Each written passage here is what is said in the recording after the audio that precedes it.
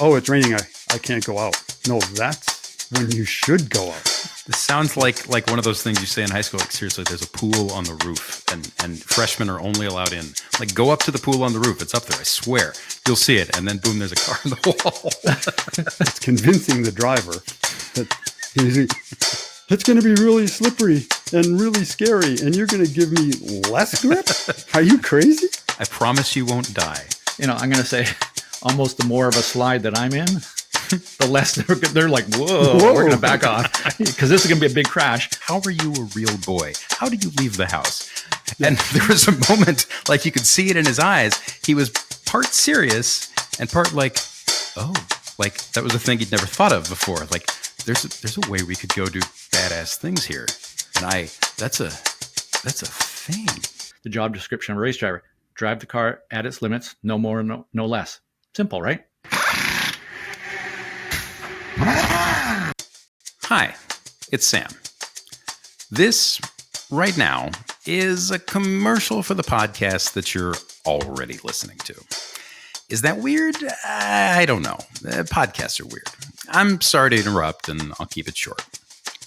So we have this thing called Patreon. You go there, and for a few bucks a month, you get to help support the show, but you also get neat perks like future bonus episodes, access to regular live Q&As with the three of us, and some rad speed secrets training from Ross. The money we raise through Patreon goes toward keeping the show on the air. Mostly, it lets us pay our producer, Mike, and kibble and shoelaces and whatever the hell else really nice guys from California eat when they're not editing podcasts. Now, should you spend a few bucks on this? Well, even a single month of support would help the show keep going. But we're not the boss of you, and that's okay. We're just glad you're listening, you know? Join at patreon.com/notthecar. Back to the show. Okay, so this is Notem Questions on It's Not the Car. And if you're familiar with Notem Questions from Speed Secrets, it's like that, but different. I'm Sam Smith, and you probably know the other two guys, but let's have them introduce themselves anyway. I'm Jeff Brown. I'm Ross Bentley, I think. You think? Well, I never quite know who I am today, any day of the week. So, yeah. Okay. Well, yeah. On that note, coming from the Pacific Northwest, we have a question from Bobby Colbin, who, Ross, you said before we started taping, you said you actually know her and that she's local and you've known her through track days, Pacific Raceways, and other things. Yeah. And she, I would say, took up the sport later in life and has just followed her passion. And it is so cool to see her apparently like driven around the country to different tracks just to drive on tracks. You said you said she's in her 70s and has a Porsche? And I don't know how. I don't know if she's in the 70s, but she's. Forgive me, Ms. Colbin, if that's the case. Yeah, I don't look a day off over 29 personally myself. Yeah. So Bobby writes, I'm relatively new to the track, and like Ross, I live in the wet Pacific Northwest, which I take issue with. I lived in Seattle for 5 years, and it never rained ever. Yeah. Bobby writes, the last 3 times I did lapping at the track, it was quite wet. Several incidents happened on the track those wet afternoons, meaning I'm assuming she means here somebody went off, somebody put a car on a wall, so on and so forth. Grass is very slippery. And I don't want my car coming in on a flatbed, so I drove quite conservatively. She asks, if I don't have a coach with me, how can I push it and learn and still be able to drive my car home after lapping? And I was reading this question before we hit tape on this, and a couple things popped into my head. And there's so many threads to pull here, right? Because the rain is the rain is still physics. It's still a car. It's still, you're at the wheel. You still have 4 contact patches and weight transfer. But so much is different. And it's one of those things that's hard to practice because you can't plan for the weather. So things that I was wondering about, you know, how we get our head around the quote unquote risk in the rain. The fact that so many people see it as a riskier environment than driving in the dry, when in reality, it's less risky. There's slower speeds and loads are less. What's different in setup? Do we like the rain? Is it wrong to not like it? Wrong in air quotes. And, you know, chiefly, how do you think about learning how to drive in the rain, learning how to be comfortable with the car moving around when, you know, nobody can plan the weather? We can't plan for something that we don't know when it's going to happen or how it's going to happen or even if it's going to last, right? Wow, there's so much here. like I almost like, where do we, well, come on, where do we even start here? And yeah, I mean, the risk part of it, I think, is a place to start, because I think that's the single biggest, that's what causes people to, pucker up. And the moment we start to drive cautious, we tense up our body, and therefore we actually have less feel for the car. And I think if we can just go in with the mindset of just relax, feel the car, feel the grip, feel where there is grip. And actually, I think that's a really interesting point, that most drivers focus on where there isn't grip. The best drivers focus on where there is grip. And it's that whole, I'm going to say it's kind of that whole fixed growth mindset kind of a thing. But the very, very best drivers just focus on going, oh, there's grip there, I'm going to go use that. There's some grip there, I'm going to go and use that. Whereas drivers who are not comfortable in the rain, they go out and go, oh, I don't have any grip here. I don't have any grip here. And so, yeah, one thing, it's easy for us to sit here and go, well, just relax. There's no risk out there. Just relax, enjoy it. Don't think of pink elephants, right? Exactly. Yeah. I think one of the things that Ross and I have always talked about, and that I always harp on, especially with new drivers, is your job as a driver is to drive the car to the limit of the 4 tires. Well, that doesn't change when it rains. Yeah. That doesn't change when you go to a super grippy new paved track, pick Watkins Glen, that's got a lot of grip, or you go to a very low grip track, or a bumpy track, or one that's got rain or snow or ice. You're still trying to drive. Your job is to drive it to the limit of those 4 tires. It's actually a little easier, I think, because things happen slower and over a longer period of time. It kind of telegraphs you the amount of grip when it's wet. So you get a little more time to go, oh, I'm sliding. Whereas if you were in the middle of that same corner at maximum grip, it might just come unhooked and you spin. But here you get a little bit of time to feel it, maybe. And so the job hasn't changed. It's just a different condition. It's no different than when your tires wear out and you have less grip. You're still driving it to the grip you have. It's lower than a brand new set of tires. And in the rain, it's just even way lower. So I think it was my second or third race that I ever did in a Formula Ford in the Pacific Northwest at the old Westwood Motorsport Park outside of Vancouver, which had a nickname of Wetwood because it was up on a mountain. All the clouds would kind of come off the ocean and pile up there, and it would pour rain up there, and you could be in the rain at Westwood and basically looking down in the valley going, oh, it's all sunny down there. So, wait, is it still there? No, it's a housing development now. So that's too bad. Like everything else. I know. It's miserable. And so it was like my second or third race, and it was in a Formula Ford, and it rained, and I got my butt kicked. And I'm like, I can't have this. Fortunately, the way the Sports Car Club of BC ran these practice days on Tuesdays and Thursday nights, I think it was. So basically in the evenings, you could just go out there, and I think it was like $10 and you can go and drive your car on the track. So I basically had my Formula Ford loaded up so that every single time it rained, I would go to the track. And I can remember this big moment. And this was like probably the most important lesson I ever learned about driving was, I'd go into a corner and I'd be like, kind of what Jeff was touching on here or talking about was I go into a corner and just like, when's it going to snap? When's it going to snap? When's it going to snap? Oh, then it snapped. And then I'd react to it. But what I found was if I went into the corner and I started practicing this, I'd go into a corner and I would deliberately make the car do something. In this case, I'd make the car understeer. So I come into a corner and kind of come off the brakes a little bit quicker, turn the wheel a little quicker, and like, boom, induce a little understeer. And it's like, I got it. I know what I've got to work with. Mm-hmm. And I drive through the rest of the corner being proactive with the car.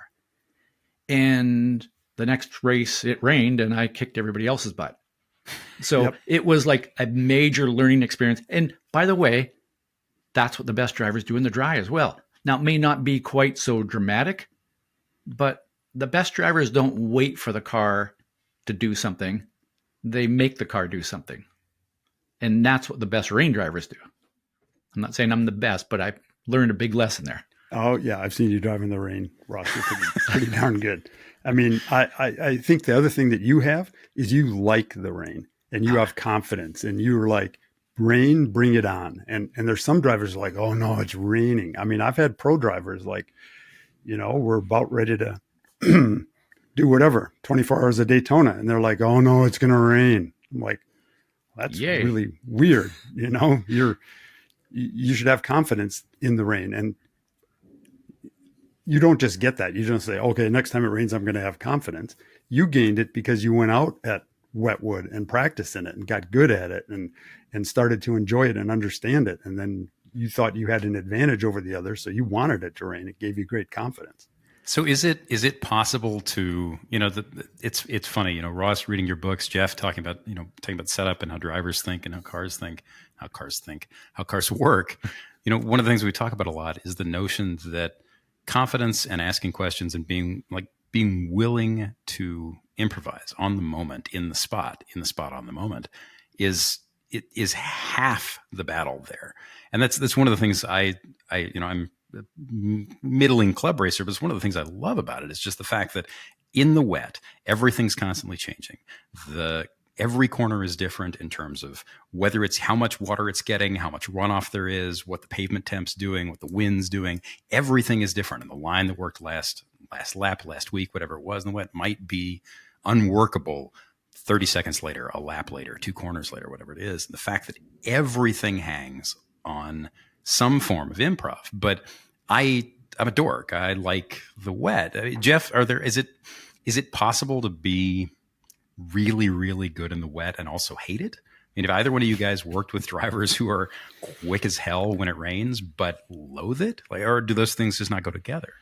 No, I've never had anybody like that. Maybe Ross has. I've had guys who love, most of the pro guys, the good pro guys, love living on the edge. And they don't really care whether that edge is in the wet in a production car in the middle of turn 1 at Road Atlanta at 70 miles an hour or in the dry in a GTP car when that same corner is 140 miles an hour. They don't really care as long as they're right on the edge. And the edge is those 4 tires.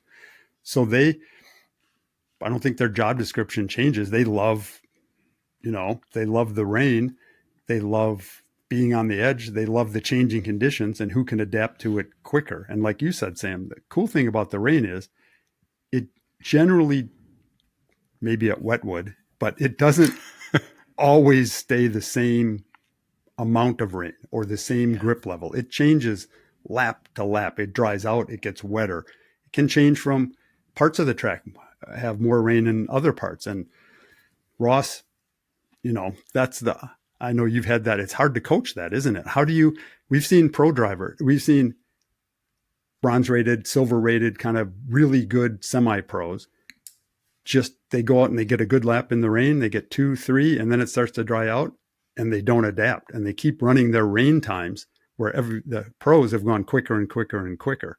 I think, and we've talked a little bit about this. I can't remember, on the show or off the show or whatever it was been, but about how kids are not afraid to be wrong. Yeah. The very best drivers are not afraid to be wrong. Right. And, I've over the past few years have talked about driving in the rain at Mid-Ohio. And Mid-Ohio with its like 87 different surfaces. A patch on a patch on a patch on a patch. Exactly. And then boom, concrete for some reason. Yeah. And but there are places where as you learn that, if you experiment and you go, I'm going to try over here, I'm going to try over here, I'm going to try over here. And, I'm totally disappointed that they've just resurfaced it because it's going to take some of that, Sam, you talk about how being curious. I think the best drivers are curious, and it's not just I want to drive at the limit. Well, it is, I want to drive at the limit, but you have to be curious to go, oh, what would happen if I put the car here? And, I think about doing a race at Mid-Ohio a few years ago, and you come down the back straight and you come into China Beach and whatever number you're calling that corner these days, with whatever layout it is, and the right-hander at the end of the back straightaway. And I would turn in, and you just basically slide across the sealed surface and going, the car is like 10 miles an hour over the grip limit here. But guess what? There's about a 3-foot strip on the outside of this before the edge of the track where it's got grip. So you just kind of slide across it, and boom, you hit this. It's like a motocross rider on a berm, Yep. and it's like boom, got it, and you go around the corner. And I would watch other drivers, and they're not doing that. They're not using that. They're either driving the dry line, because you got to be consistent, or the theoretical rain line, which is, just off of the dry line. But they're afraid to try other things. And I think, again, the best drivers are not afraid to try things and find something that works. And that brings, not afraid to try things. I'm always amazed at the number of people that are afraid to try things. They're at a practice day, a track day, even an IMSA practice session, and it's going to rain. And okay, you're at a pro level. Sometimes it's hard to go risk your car if you're going to, in the morning warm up, if it's not going to rain in the race and it's raining in morning warm up, it's really hard to tell yourself, I'm going to just go out and get some practice in and throw it around and see what happens, because you could destroy the car before the race. So there's some limitations to that. But the number of people I see, especially at a track day, amateur learning level, that, it's raining, I can't go out. No, that's when you should go out. Ross and I always talk about this. Yeah. That's like the greatest thing, because again, it gives you a much easier way to feel the limit of the tires. You can apply that when it's dry too. So you can learn so much. You're going to make yourself a much better driver in the dry if you go out and run in the rain. I know Ross has thoughts on that too. Well, no, as you were talking about that, my mind flashes back to when I was coaching in rallycross, and one of the guys that was running at that time was Ken Block, who I don't think Ken was ever afraid to try something. Like he was a hoonigan. I mean, he was just a goofball. I'm going to go and play and do this. And the number of times that I'd be coaching my drivers, and I'd be, up in the spotter stand, and I'd be coming down afterwards, and I'm walking through the paddock, and Ken be there. And, he always found a way to find me in the paddock at every event and ask me some questions. Like he was constantly wanting to learn. So one of the things I really respect about Ken. And, but the number of times after a practice session, I'd go, nice job experimenting. He tried more different lines than any other driver whatsoever. Wow. Now in rallycross, it's kind of like driving in the rain, because the surface was changing constantly. And there were times where during a race, and there were short little races, where he would all of a sudden have like a big advantage over everybody else. And it was because the track changed in a way, and he was on a part of the track that he learned and he had driven before, whereas everybody else had just tried to perfect the one fastest line. And so it's the same thing. So about I guess 15 years ago, I right before the first Gymkhana videos started coming out, I did a profile on Ken for, I think it was Automobile magazine, and went and hung out with him at the New England Forest Rally. Nobody really knew who he was. He was 5 or 8 years or whatever it was off selling his company, because he founded DC Shoes with the skateboarder Damon Way, I think. So these two guys found a shoe company, make a lot of money. Shoe company gets very large. They sell the shoe company, and he takes all his money and he goes into his passion. And then one of his passions was cars. So he starts doing over the road rallies, just kind of big party rallies like the Gumball 3000. And that event eventually turns into club level and then national club level stage rally in the United States, closed stages, roads, dirt, all that. And this was shortly after he had started running factory back Subarus. I went to New England, and hung out with him for a couple of days and met his wife and his daughter, Leah, who is now driving his cars and is in her mid-20s, I think. She was maybe a year old at that point, which shows you how long ago it was. But toward the end of the thing, right before I left, he was like, "Do you want to ride in the car?" And I'm like, he was the nicest guy, just open and friendly and just kind of a big, like the rest of us, just a goofy dude who happened to be in a neat place with neat equipment. And I said, yeah, this was before I had been to, rally school or had any real seat time doing much of anything. And he walks me over and I meet some of the crew guys and meet the damper guys. And, there were all these people kind of ported in from various parts of the motorsport world. And it turned out I ended up getting a ride with him in the right seat, in the co-driver's seat on I think on a shakedown stage, because rallies have, short shakedown areas where they can run and tune suspension and stuff. Long story short, I sat there and I just watching him. Rally drivers use their left foot and use left foot braking as kind of a rheostat to both pin and pivot the car and control the amount of rotation at any given point. Every corner is both a plan and an improv for those guys. But just sitting there watching him do that and how comfortable any of those guys are, and everybody I've been around ever since in that sport is, I love the notion of looking at car control, looking at vehicle control, looking at the way we think about motion as a constantly changing thing where you don't just put in one, turn in at this bip, hit that bip, track out at that bip. No, this is how we paint. And sometimes the brush looks different. Sometimes the canvas looks different. I mean, Jeff, is setup like that? Because the general rule with racing stuff, with motorsport stuff in the wet is softer, more compliant, more gradual weight transfer. But are there any situations where those rules aren't hard and fast, or is it pretty much always you just chase the same ideal? Yeah, so for most of the racing that I've done lately, they're long enough races where it's unlikely it's going to be raining the whole race. 24 hours of Daytona, it's like, it has. I was going to say, it's not going to rain for 24 hours. And suddenly my brain flashed back to that time it did. And, that was a disaster. But generally it doesn't. So no, that was really cool race. That was really, I didn't do so good. So not for me, but it was,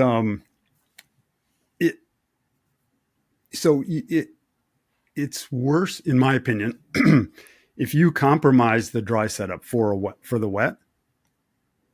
It's generally a worse combined result than if you don't do that. Okay. So I'll almost always run the dry setup and let the driver, and then I just tell the driver, all right, it's on you because you got to deal with this. Deal with this meaning like, here's a slightly spicy car that's probably not going to be as easy to drive as otherwise, right? Right. And you can do some things with tire pressures, and that's about it. Yeah. Some of the modern, like a modern LMP2 car, you can change the downforce pretty quickly on that car on the back by taking the whole back end off and putting it on about 30-second change. So you can do some little things like that. But if you know it's going to rain, and it's, you have a 30-minute race and it's raining all day and it's going to be wet, then generally, softer. You don't want to, people always wonder, well, what do I do? And for me, it's always think about, Ross and I have talked about this. If you're going to go walk on an ice skating rink, what you don't want to do is, like, if you want to turn left, you're walking straight, you want to turn left on an ice skating rink, you don't want to put out your right foot, plant it hard, and push off of that, because it's going to slip and you're going to fall. You want to be like a cat, really nimble and really, really light and delicate. So you don't want a really stiff spring that is just going to push that tire into this no grip wet surface, because it's going to slide. So you want to put that load in the tire in a much softer, more gentle over a longer period of time, and give the tire a chance to grip the low grip surface. So bars, springs, shocks, softer is if it's going to rain. Does the aero approach change at all? And what else does that tie into? I see Ross smiling. I was like, come on, Jeff, talk about the aero thing. I know. I knew this was going to come up. You and I kind of we agree on this But it's a lot of people don't agree with us. I think I would be. I'm not sure I've met anybody or many people that agree. Some of them agree with me, like in theory, but. Okay, so wait. So back up. So what's the question? What's the thing we're agreeing or disagreeing on? Because I Just have no what idea you what's. said, what do we do with the arrow? Okay. More downforce, less downforce, I Right. guess. Okay. Yeah. So what's the conventional The common wisdom on thing this is you have less grip, right? Yeah.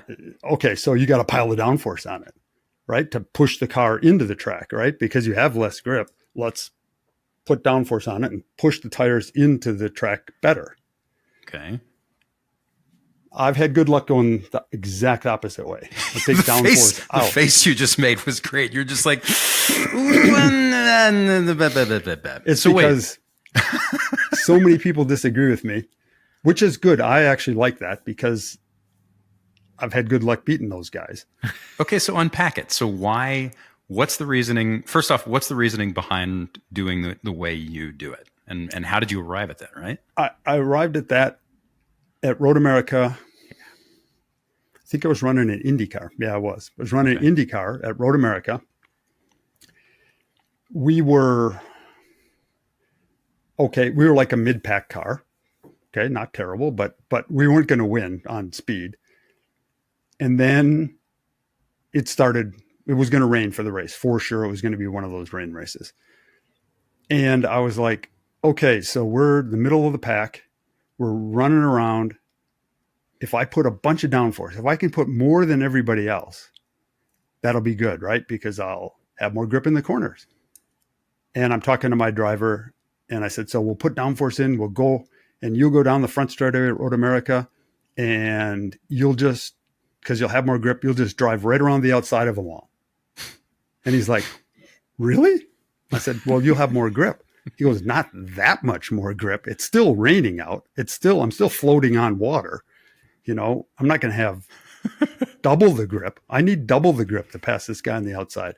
This sounds like one of those things you say in high school. Like, seriously, there's a pool on the roof, and freshmen are only allowed in. Like, go up to the pool on the roof. It's up there. I swear. You'll see it. And then, boom, there's a car on the wall. Right. Exactly. And so I started thinking about that. I thought, yeah, okay, so if you have more downforce, are you really going to drive around the outside of the guy? Pick your corner, turn 5, the carousel, the kink. Oh, I'll just drive around the outside of him in the kink, in the wet. Well, you can't put enough downforce to make that possible. So you're going to follow him in the kink, right? You're going to come out of the kink and you have more downforce, which means more drag, and he's going to drive away from you into Canada corner. And then you're going to catch him under braking because you have more downforce, and you're going to drive around the outside of him or even dive on the inside of him in the wet. No, it's just not going to happen. So let's take wing out of it. Follow the guy in the kink and just drive by him on the straightaway. Get to Canada corner and make him try to drive around the outside of us. He's not going to be able to do it. So you take wing out, you go fast on the straightaways, and you're going to be, even with more downforce, kind of the same speed in the corners. And the hardest part about making that work isn't undoing the bolts and lowering the flap. It's convincing the driver that it's going to be really slippery and really scary, and you're going to give me less grip? Are you crazy? I promise That's the you hardest won't part about die. it. Yeah. So Road America's got, if you haven't been there, Road America has big, long straights, fast corners, but there's a lot of time where you're just punching through air in a straight line. So does that all makes sense there, but does that equation change on shorter tracks where there's more percentage of the time spent in corners? I would say yes. Okay. If you have a really, I would say that's not the best approach for Lime Rock, for example. Sure. Right. But it works fantastic at Long Beach. And people go, Long Beach, all these straight little corners where nobody passes, and one giant straightaway where that's where you can pass. Rain at Long Beach, man, that is a no-brainer for me. Take all the wing out of it. So And I've had it work for me at Road Atlanta, which Really? has got a lot of corners, but it does have a pretty long straightaway. Yeah. And if it's so Counterintuitive. it feels like you're cheating when you come out of turn 7 and you just drive by people on the straightaway because they piled all the downforce they can, and you just go past them on the straightaway. And then, you're going through 10A, 10B, you're coming down through 12, you get into turn 1, you look in the mirror, and there's like a stack of cars behind you, but they can't pass you. So you wiggle your way all the way through there. And, I'm going to say almost the more of a slide that I'm in, the less they're like, whoa, we're going to back off because this is going to be a big crash. Yep. I struggle my way around, get to turn 7, boom, I'm down the straightaway, and now I've lengthened that out again. Yep. So it works. Okay, so what's the so I mean, what's the old line? Fear is just based in losing something. Like anytime anybody's afraid of doing something, they have something they don't want to lose. So I mean, the whole MO with racing is if something works, people flock to it, right? If somebody's doing something everybody else isn't, and it works, then everybody goes in that direction. So why is there a counter argument? And what's the counter argument? Why don't people do it? I think it's really, I mean, I've had, even recently, I've had that situation arise. I give my theory to the drivers. I give them my best argument, even to the point of like, look, I've been doing this a long time. Just trust me. Let's try this. And they're like, oh, no, we can't do that. And I've had to bail. It's getting the driver buy-in. Really? And then, of course, there is some aspect of the driver's confidence. And this maybe comes right back to where we started. If they're used to driving in the rain, or they like driving in the rain, or they've done it before, they're like, yeah, okay, a little less grip in the rain. Man, I'm not going to. It's so much lower that another 3% low. We've lost 70% of our grip. I don't care whether it's 72% or 68%. It's a lot. I'm not going to really notice. So take the wing out and I won't really notice that I've lost that extra little bit. That's the only reason I think a lot of people don't do it. Man. And I get the argument, oh, but you get much better braking because you have more drag. True, but you're going to just go whizzing by me under the brakes in the rain when the car's all slippy and slidey and doing all of that? Not likely. Yeah. I love the notion that some people are just wired differently for this, and you can tell based on how they look at things like that, right?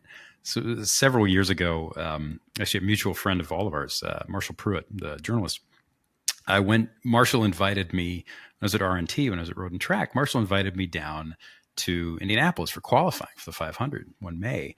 And I had never been to Indy when, current cars were running at speed. And it seemed like a great idea. And who says no to that? And I drove down and met him there, and we kind of walked around all day. And it was great because I just had, this Sherpa walking me through this thing I didn't understand at all, but loved. And I would ask all kinds of dumb questions all day long. And Marshall, being Marshall, would just be like, well, this is a thing. And let's go ask so-and-so. And I'd say, well, what about this? And how does this work? And he'd say, there's Dario. And then we'd go ask Dario Franchitti. And I'd be like, Dario doesn't want to hear from me. He's like, no, Dario likes talking about these things. And we talked to him and we walked away. I'm like, Dario said a thing and I listened. And he's like, you're a giant dork. Just keep walking. But we started walking, and it was one of those days where, one of the cool things about Indy, is you guys know, but some people may not. So the grandstands have these gaps between them in the corners. And famously, because it's the Midwest and it's Indiana, the wind kicks up. And the gaps between the grandstands act like Venturis. So these big gusts into the corners that can suddenly send a car loose or pushing or, whatever have you, just change the balance of it. And we're walking around, and everybody, in qualifying, everybody obviously has the cars trimmed out, low downforce, go as fast as possible, low drag, blah, blah, blah. And so people are just ripping around, and all the cars come in because the weather changes. And people are actively, you see all these huddles in the pits, and people are just talking about what to do and how and where, and the cars haven't run for a bit. And I looked at Marshall, and I'm like, so will they, if the wind gets high enough, will they park it all? And he goes, maybe. Just depends on the drivers, depends on the crew chiefs, depends on who and what and how much tire they have and all these other things. And I went, well, the drivers will actively not want to go out. He goes, oh yeah. And I said, well, what do you mean? He goes, well, some of them just don't like, and can you blame them? Some of them don't like being loose at 200 miles an hour unless they absolutely have to. And I kind of looked around, and the crazy thing about Indy is when you're standing there in the pits, you can't see more than about 100 yards of the track at a time. And you think, most ovals, you can stand in one place and see the whole thing. And Indy's the bank and the way the way it works, and just the way the radius of the corners work, radii of the corners work, you can't always see everything. So I kind of stand there, and I get up on my tiptoes, and I look to see the rest of the track, and there's nobody out there. And he goes, Well, you know what? I bet you there are people here who would run this place in the wet. And I went, really? And I looked at him and he just kind of went, yeah, let's go ask. And so we walked down the line and he picked like 4 or 5 drivers and just goes, hey, has a nice little polite conversation with them. How's it going? What's going on? By the way, would you, if it rained here, what would you do? Would you go out? And like out of the 5 or 6 guys we talked to, 3 of them were like, no. And he started changing the question to like, the point being like if it rained and they let you run in the rain, because they don't run they don't run Indy cars at Indy on the oval in the rain. And he started changing the question to if they had a race here in the rain, would you go out? And we got through another couple of guys and they were like, maybe. And he's like, you know who would definitely do this? And I went, no, because Marshall knows a lot of stuff I don't know, and that's a long list. And he looks at me and he goes, well, Montoya would do it. And I think Sebastian would do it. And I went, Bourdais? And he went, yeah, let's go ask him. I'm like, how do we do this? And he goes, we walk down there and ask him. And he gave me this withering Marshall look that was like, how are you a real boy? How did you leave the house? And I was just like completely just overwhelmed by everything happening. We walked down to Bourdais, and Bourdais has, he's French, he has this accent, it's very polite, very clean cut. Starts talking to him. He's like, Sebastian, blah, blah, blah, blah, blah. Hello, this. Oh, by the way, if they ran a race here, would you, in the rain, would you go out? And he'd like, not even a beat. He just went, oh, yeah, yes, completely, totally. He thought for a second. He goes, wait, no, yeah. And there was a moment, like you could see it in his eyes. He was part serious and part like, oh, like that was a thing he'd never thought of before. Like there's a way we could go do badass things here. And that's a thing. It doesn't surprise me. I've run Sebastian. I've engineered him before. He would do that. And so I've got one kind of along that same line. I'm at Indy as a youngster.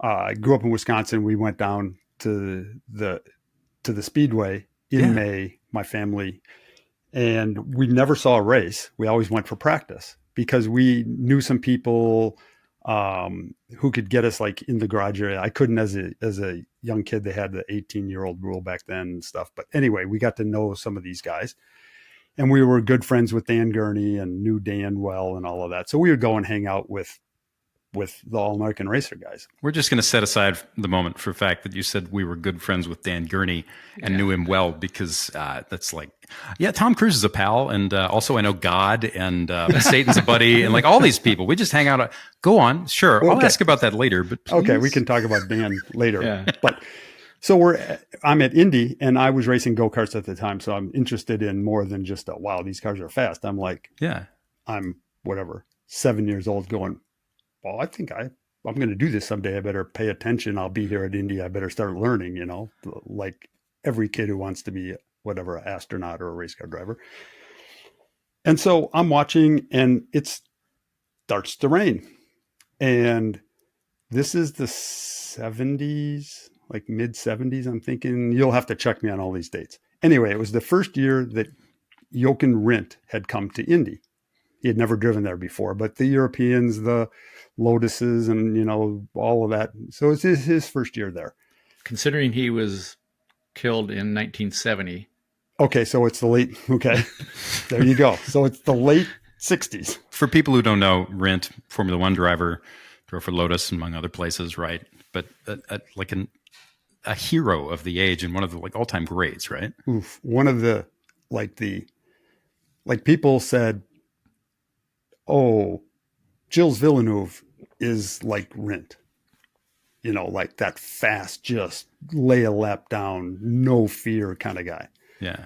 So anyway, Rindt's out there running and it starts raining and everybody comes in with their cars and they all go back to the garage area. Back then you could just drive them through and they all drive through Gasoline Alley and go back to their garage, except Rindt, he stops in the pits and he's in his car and it's raining.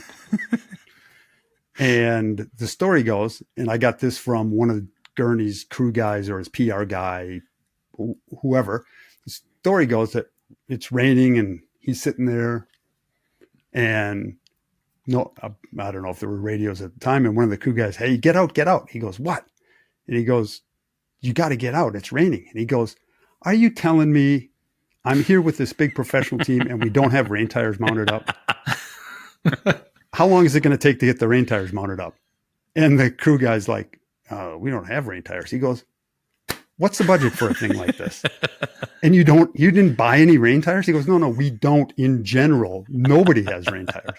And he goes, oh, I don't understand. And it took a long time for them to convince him that you don't drive around Indy in the rain. He was like ready to go, bolt them on. I'm going. Okay. So Ross, unpack that for a second, right? So I remember I was at a track day about 20 years ago, 25 years ago, and somebody made fun of, just oval racing in general on the fact that they don't run NASCAR, IndyCar, they don't run cars on high-speed ovals in the wet. And at the time I was like, oh yeah, I mean, I guess that would be a thing. And naturally, the moment I learned anything about it, I'm like, I don't, know, it's way more complicated than that. Explain for somebody who doesn't know why you would do that, why you would not want to do that, especially since you've been to Indy, right? Ross is going to say, yeah, we should do that. I can tell. But why? Tell. Okay. Well, what's the reasoning behind why the series don't do it? Why what don't would they it run be like? Yeah. Concrete walls. I mean, that's the consequences of getting it wrong. Yeah. Is just higher. That's right. And with many road courses, there is some runoff room before you hit something, and in the rain you might be doing 120, you might be doing 160, but even at Indy in the rain, if they put rain tires on an Indy car and went out there in the rain, they'd still be doing 200. Yeah. And hitting the wall at 200 is very, very different than even hitting it at 150. Yeah. So it really just comes down to the consequences and the margin for error. Many people don't appreciate the precision, the subtlety of driving on an oval track. Yeah. And it is way harder than a casual observer is ever going to notice. Like they just go, well, they're just turning left. They turn left. They turn left. They turn left. That's it. But the precision where, on a road course, let's say your line might be, if you're a consistent driver, your line might be within 6 inches from lap to lap. At a place like Indy, if you're not within an inch, within half an inch, you're not going to be consistently fast. So precision and, on a road course, you can make a subtle throttle adjustment and the car moves a little bit. If you make that same subtle throttle adjustment in turn 1 at Indy, you're at Methodist Hospital. Yep. Yeah. So it's the precision, subtlety, and then the consequences. That's what makes the difference. Yeah, we talked about that. That makes sense, Ross. I mean, we talked about the 4 tires and being on the limit. On an oval like that, you are right at the limit. And any small change, like you talked about, Sam, a gust of wind, and you're gone because you are right on that limit. On a road course, and we can prove this through data and things like that, but drivers know about this. Ross knows about this. You can actually exceed the limit for relatively long periods of time. A tenth of a second. You can exceed the limit and bring it back and not crash. On an oval, you don't do that. You exceed the limit. Well, we've all seen the amazing instances that what is it? The thing that proves the rule. We've seen, the wiggle in turn 1 where they catch it and don't hit anything. Those are the exceptions. Exceptions. Yeah. What's the old line, right? If you lose it at Indy, or if you lose it in a speedway in general, you don't try and save it because you're probably going to do more. You're going to do more to get the car in a bad place than simply just riding it out, right? Does that basically hold true? I've no experience with any of it. Yeah, there's a kind of a gruesome photo of when Nelson Piquet went to Indy. Yeah. Jeff, were you running the cars there when he was? I was not. I was. It was close. I was in. Yeah, I couldn't. About to, but I knew all about that. Where he came out of 4, got in a oversteer slide, counter steered, corrected it, and the thing just turned right and went boom into the wall. And I remember seeing the photo of somebody got this photo of his head is about 3 inches from the concrete wall in the cockpit. man. And you're going, where's his feet? God. Where's the rest of his body? Yeah. And it's just, so yeah, that kind of stuff is that's why they don't race in the rain on ovals. Now, would I like to see it, and would I like to try it, and yeah, because again, it's all about what Jeff said. It's your job to drive at that limit, and I would say the job description of a race driver: drive the car at its limits, no more, no less. Simple, right? Yeah. That's all you got to do. And it's interesting too that Indy evolved into that, right? Because until the advent of until the rear engine revolution, until the motors, they went from front engine rear drive cars that were big and heavy and carried a lot of fuel to smaller, lighter rear and mid engine stuff that turned and worked better in the 50s and 60s. Up until that point, for the first half of the last century, there was a school of thought and a tactic, and it was embodied in guys like all the way up to AJ Foyt and starting all the way back in the 20s and teens, that the cars were small enough, the tires were narrow enough, there was low enough grip, and the way the place worked, the place was big and wide enough, and you were only going so fast. I mean, in the 50s, they were still qualifying in 140s, I think, and you were going quick enough in a car that there was speed and massive risk. But, you see footage of the 500s within the early roadsters, these cars that by any modern definition are trucks, and they have big fuel tanks slung out behind the rear wheels. And, guys like Foyt are dirt tracking them, and they're sliding, and there's massive correction in every corner, sometimes 3 or 4 times a corner.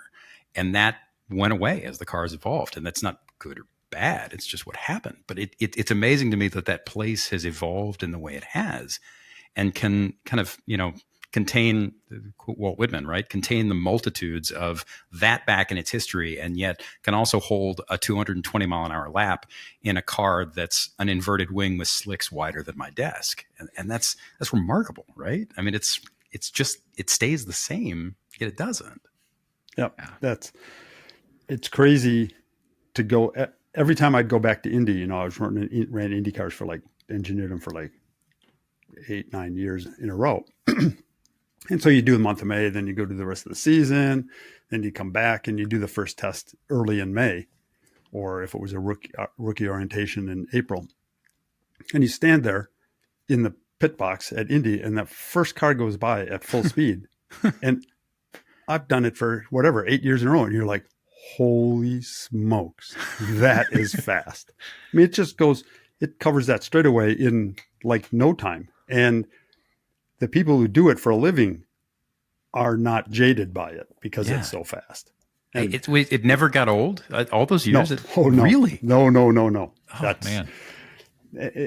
Ross can talk about it from a driving standpoint, but I've had engineers ask me, they're like, hey, I got a job. I'm going to Indy for my first time, as a data guy or assistant engineer or something like that. And, you've done it. What's your advice? And people, all my guys on the crew said, hey, it's just like any other race. And, we just do it all your normal thing and all of that. And I'm like, first advice is, it is not at all like any other race. Not even close. I said, soak up all the pomp and circumstance and listen to the TV at night on who's doing what and who did this and who said that, and just soak it all in. It's the same advice for somebody going to Le Mans for the first time, but it is the people that tell you, and I don't care, ask Roger Penske and Chip Ganassi. They've done it an awful lot of times, and they will tell you it is not like any other race. It is special. And I think as a driver, I mean, you have to go there with as you're talking about, Jeff, about how you kind of get used to it, but you have to respect the place. Mm-hmm. And I think, the best drivers that are most successful there, they're kind of used to that speed, but at the same time, they have respect for it. And every now and then you see somebody show up that, oh, I can handle this speed, and they don't respect it. And again, they get themselves hurt. Yep. Yeah. Yes. Yep. So it's Indy in the rain. What? Yeah. Okay. So what we do, we knock the walls down. We put it's only 9-degree bank or something like that. So you could put I don't know, 200-foot apron like they have at Coda or Formula One tracks, and then go. No, you're not doing because that? then we're going to get into penalties for track limits, and I limits. hate that. That's like- a whole other, yeah. You could just do what they did in the board tracks in the 20s, when they built literal speedways. There was one in Hollywood. They built speedways out of 2x4s, and just like there was no wall on the top. These were big bank speedways where they were lapping at 100 or 120, and there was no wall or fence at the top. They just painted a line at the top, and if you went over the line, you were dead. You're not coming back. Just poop off the edge. Yeah. So wait, so we were talking earlier about improv, right? How much room is there for improv in either in a fast lap at Indy in quali or in a fast lap at Indy in the race? How much does that factor in versus anywhere else, or in any speedway for that matter? Ross, You drove there. I don't know. Did you improv it? Did you just go into turn one and just go, I'll just sing it in here and see what happens? There was a moment where it's like, okay, I've got to do it flat, and I'll deal with it. And yeah, it gets your attention. But I think there does come a point at a place like that where you just have to, and by the way, this goes back to driving in the rain. You have to trust it, and you have to trust yourself that I'm going to send it in here and I'm going to deal with what happens. And, again, the more proactive you are with it, the better you're going to be, rather than the simply, I'm just going to turn in and I'll react to something. That's not a good way. But if you come in there and, you're kind of feeling the front and maybe even making the front kind of push a little bit. And, I would be, if I was working with Jeff, I'd be like, Jeff, just give me enough understeer as I turn into turn one that the thing's not going to snap on me. And I'm going to build up to that. And I'm going to go, okay, now it's pushing. Now I'm flat. Okay, now Jeff, start to give me a little more front grip. And that's the process that you go through there. But you have to trust yourself that you're going to be able to deal with that. And again, going back to driving in the rain, it's the exact same thing. There comes a point in time where if you just simply go into a corner and go, I don't know what's going to happen, and I don't believe that I can deal with whatever happens anyways, you're going to be slow and you're going to be tense. And when you're tense, you're not feeling the car. But if you go in there and go, I'm going to make the car do something, I got it. I can deal with this. So that to me is the same. Yep. From a setup standpoint, like you said, give me a little understeer. That's what you do in the rain. When you do, Sam, you asked about setups. Yeah. One of the things you try to do is you try to make the car in the rain a little more understeery. So you'll soften the rear springs more than the front, or maybe you leave the fronts and just soften the rears, because you want the driver to have a feel of what it's going to do. Drivers hate things that change real quick, or the unknown of what's going to happen next. If you give a driver a wildly oversteering car, but it always oversteers every place, every time, they can deal with that okay. Or a wildly understeering car. It's the one that changes mid-corner or changes from off the brake to turn in. That's what they don't like. So in the rain or at Indy, you give him that little understeer and he's like, okay, I got this. And then he gets used to that. And then you can start dialing some of that out. And it's the same thing with the rain. You can start dialing some of that understeer out. And like you said, Ross, in the rain, the nice thing about it is the driver can induce some of that himself if the car's not doing it for him. So when you're talking about the understeer, and I'm thinking oversteer, and I because I started off with a story about being at Westwood, and as a teen going to Westwood in the 70s, and the big race every year was the Pro Formula Atlantic race. Mm-hmm. And I remember going there in 1976, and there was a young Canadian named Gilles Villeneuve. But there were other drivers like Bobby Rahal, Danny Sullivan, KK Rosberg, Price Cobb. Did you know I was at that race? Pardon me? I was at that race too. Were you? Yep. I was like grunt mechanic on Bob Earl's car. Remember Bob Earl? Bob Earl. Yeah. I was at that race. Wow. Why didn't I see you? I don't know.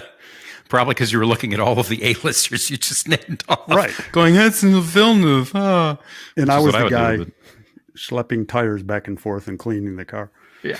So I'm standing down in the Hairpin, which is, so the circuit is only 1.8 miles long, but the far end of the track is a really tight hairpin corner.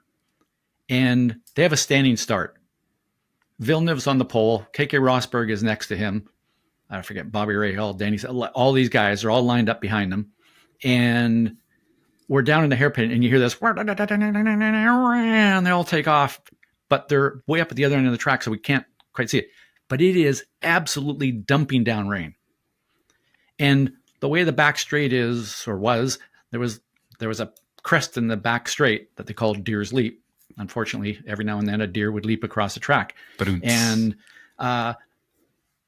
Villeneuve pops up over the top of the hill, comes down in the hairpin. We're all like, yeah, Villeneuve's in the lead.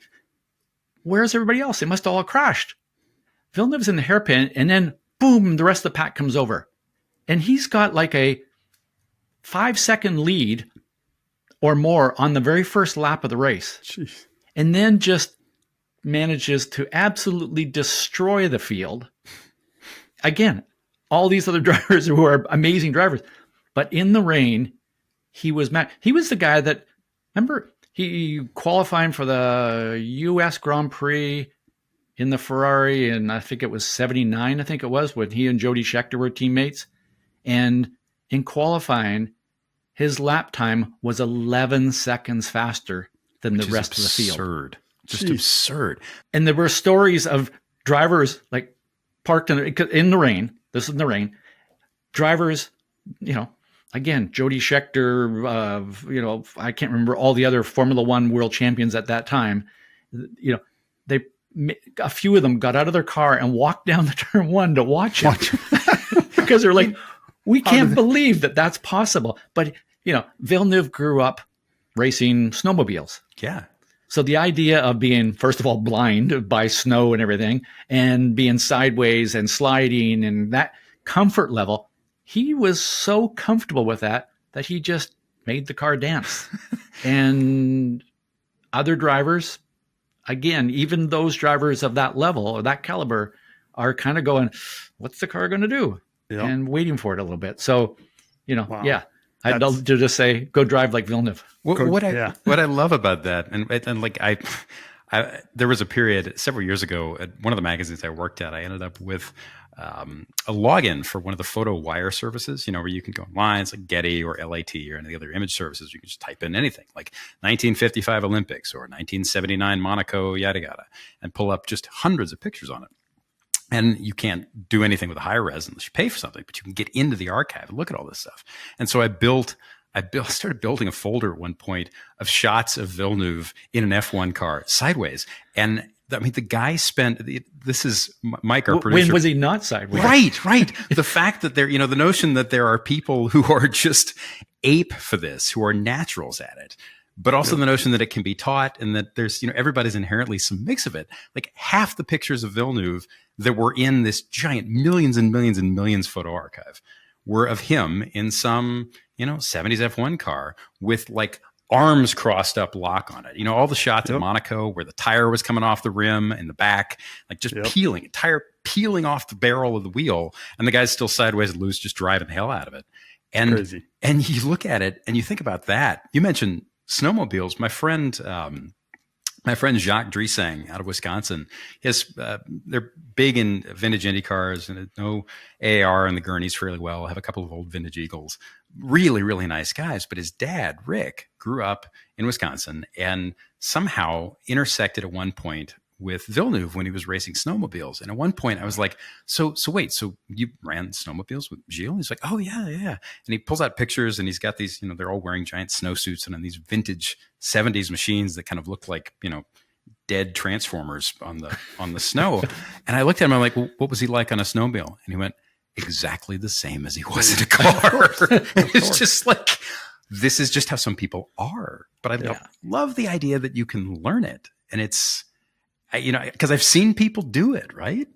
It's your Villeneuve story, Ross, reminded me again got to go hang out with the AAR guys. This must have been 67, 68 Canadian Grand Prix at Mossport. So AAR as in All American Racers. All American Racers. Dan Gurney,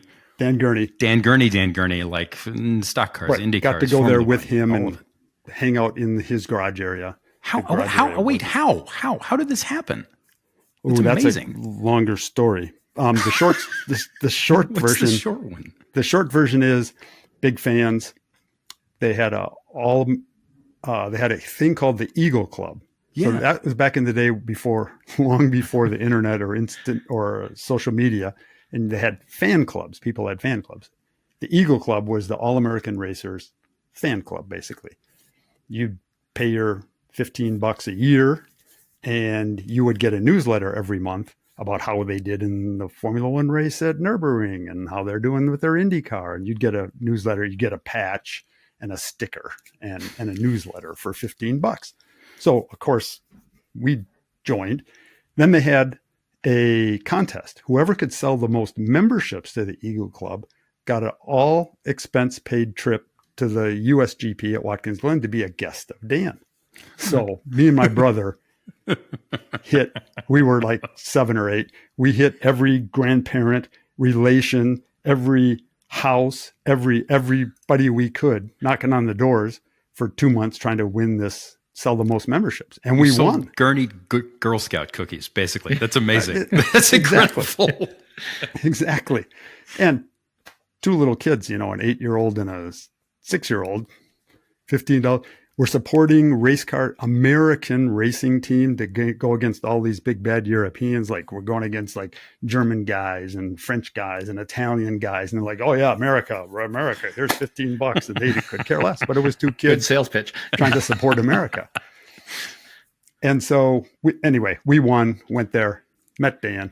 I was racing go-karts, and he took a super big interest in my racing and stuff like that. And we became really good friends. We can tell the rest of the story later, but that's how I got into know those guys. So we're at that Mossport, we're hanging out with Dan. End of the day, it was one of those rainy days at Mossport, like pouring down rain. Everybody's got what was it? Pierre's Courage had that bubble shield. Remember? Yeah. The guys wore goggles back in the day, but he put that bubble shield so the rain would go around. Anyway, Jim Clark smokes everybody. He's like 2.5 seconds faster than everybody else that day in the Lotus, faster than Graham Hill, his teammate, and everybody else. We're driving out of the racetrack going back to our hotel, and we got the radio on, and they're interviewing Chris Amon, who was second quickest, and he was driving the Ferrari at the time. Chris Amon, pretty good driver. I mean, like really good. And they're like, well, Chris, you were like 2.5 seconds slower than Jim Clark. He goes, what do you think? Is the Ferrari, just not quite as good in the wet or than the Lotus, or what do you think? And Chris goes, well, did you ever think that Jim Clark is just 2.5 seconds better than the rest of us? And that always stuck with me, because here's a guy who, he's in the top 10 drivers in the world. He's just like, nope, Jim Clark's just better. Yeah. Sorry. That's just why he's faster. What do they call it in MotoGP? An alien, right? Where you're just just gone, just nothing. Right. But, yeah. So anyway, that's driving in the rain. On that note, I think that's a good note to wrap up. Well, thanks, guys, and Mazel Tov on the first NDQ on It's Not the Car. Thanks for bringing it over. That was fun, and I'm glad that we started with rain. Yes, right. Me too. We went off course a little bit, but we got back to rain. Sure, off track. Well, thanks for tuning in, and thanks for listening, and we'll see you next time. Keep having fun.